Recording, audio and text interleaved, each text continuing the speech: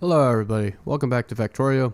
This is John with Glass Games and you're watching Factorio episode 44.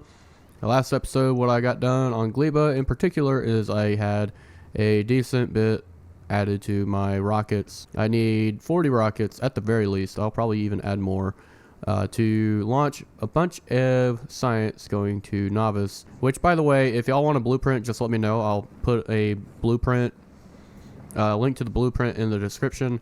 But basically, each slice requires 4 legendary biochambers with legendary beacons, legendary speed, and of course legendary productivity. And as you can see, we are full on, well, we're not quite full on the rockets yet, but our ship just launched rockets. Now it's going to Nauvis, and it has a whole bunch of science on it. What else I got done was I kind of worked a little bit on the production science. Really the biggest problem with production science is just too slow on Nauvis. And I could make a separate entity over here making productivity module level 1s. It's not going into the actual productivity modules, trying to upcycle them into legendary quality. But I feel like it would just be a lot easier on Vulcanus, which is what I am going to be doing today. I'm going to be working on the production science. I'm going to actually kind of get a little bit more of an organized setup here, so where I can get a lot of stone, a lot of the stone bricks. Actually have a lot of bricks. What am I missing? I'm missing actually the same thing. I'm missing the same thing that I was missing on Nauvis, and that is red circuits. Oh, well, that would explain it. I need to actually connect these. On Vulcanus, this episode, I'm going to be trying to make production science and then have a freighter bring production science specifically from Vulcanus over to Nauvis. And I may change up on Nauvis a little bit how I do my research. Right now, what I have it doing is this is nice. It's kind of organized and everything looks kind of pretty, but here's the problem. I have a little bit of an issue with these dead zones right here. These dead zones aren't much, but it takes travel time. Not only that, but eventually you get up to the top here and you start seeing, well, yeah. So the idea that I think I'm going to go with are 2 different things. Maybe 4 lines of science getting requested. The science gets put in here, and I'm going to have a whole bunch of roboports, so I'm going to have them here. I'm going to ditch this belt system here. Even though I like it, it shows me what I have and what I don't have. I'm going to have them combined, and I'm going to have legendary stack inserters. We're going back on Gleba, and I'm going to try to organize this a little bit more to where I can get legendary stack inserters, that is, at a little bit of a better rate. Because right now, I'm not getting them at a good rate at all. And if anything, legendary stack inserters are going to be the best. I need to find a moment where I can use this, but also start working on the next plan. I have done something just a little bit different here. I've made my quality aspects here a little bit more pronounced and very easily to see. I have my quality for my bulk inserters and my quality for my stack inserters, and I have quite a bit. I actually am getting quite a bit of quality, legendary spoilage, which is kind of funny. Legendary spoilage, now I think about it, could probably be used for legendary nutrients, which, if I'm not mistaken, you use nutrients to make a biochamber. So yes, so we could use that theoretically to make a legendary biochamber. I will set that up later. I took a lot of the stuff down here. I still have some basic stuff being made, but it's really just basic. It's not anything to really look at and say, hey, look at this down here. It's kind of just a hodgepodge, which is all I need, really. Gleba is kind of an easy planet to work with, in my opinion, like compared to other planets. At the start, no, it absolutely is not. But after a while, I think it gets a little bit easier. I am kind of looking at going back to Vulcanus, and if we take a look at Vulcanus, I did get started on changing up the setup, so I added a little bit more stone generators. This is literally just a stone generator. What I have going on here is it's just generating a whole bunch of molten metal, and we're just getting rid of it. It's technically a waste, but not really, because we're not using it anyway, and we have infinite lava.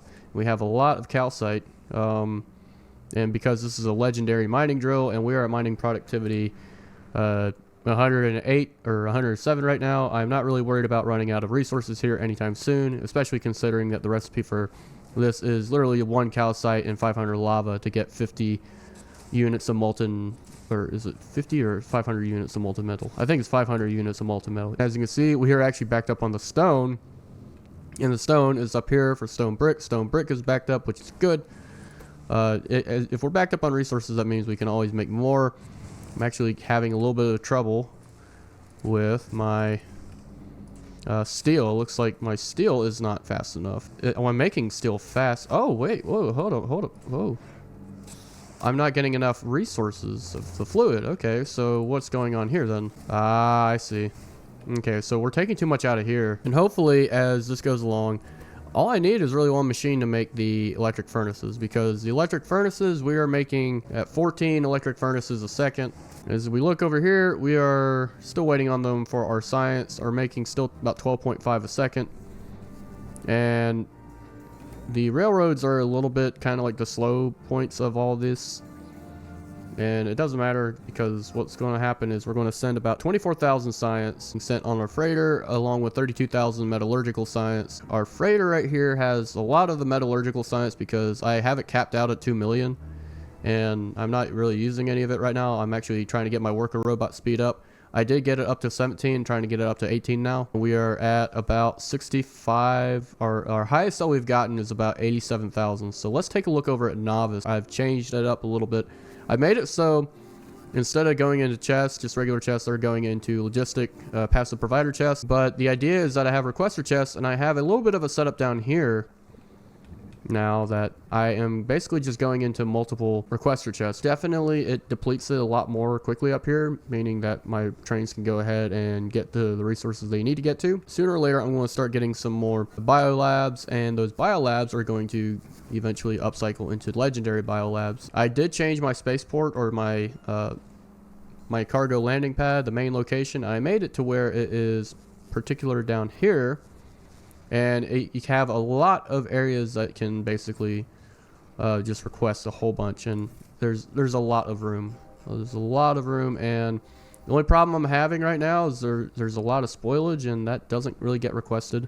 Alrighty, on Vulcanus, I now have 32,000 science ready in rockets, both in my metallurgical and my production science. And as you can see, they're all already filled, I believe. Yes. Well, not all of them. We are still filling up the top couple here. That being said, it's a pretty consistent rate. And not to mention, we bring it back.